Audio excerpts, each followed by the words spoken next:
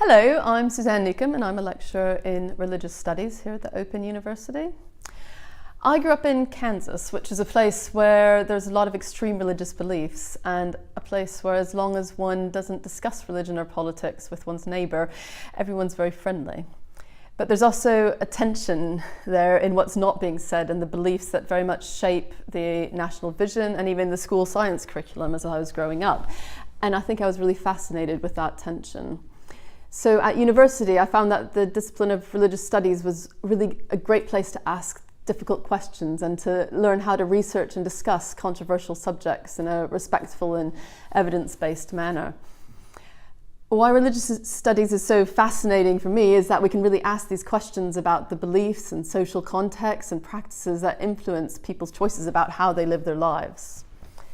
We're interested in real-world effects of religion and non-religious beliefs, and we're not looking for ultimate truth, but we're trying to understand lived truths. So here at the Open University, I'd share a fabulous third-year module called Why is Religion Controversial? A332, which looks at some of the really important social and political issues of today which involve religion.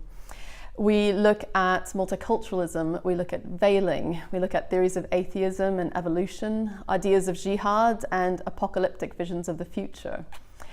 I'm also writing for the new module, Discovering the Arts and Humanities, A111.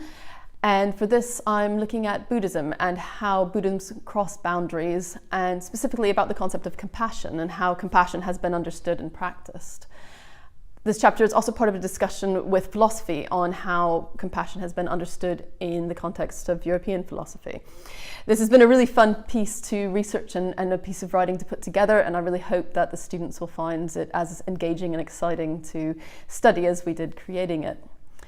Most recently, my own research has been focusing on transformations of yoga practices from the colonial period to the present. I have a book coming out soon on how yoga was popularized in Britain.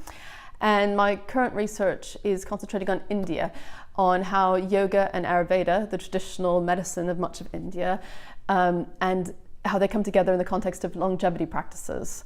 I've been looking at life extension practices, yogis who claim to be several hundreds of years old, and how yoga has become integrated into the Indian national healthcare provision. I find it endlessly fascinating.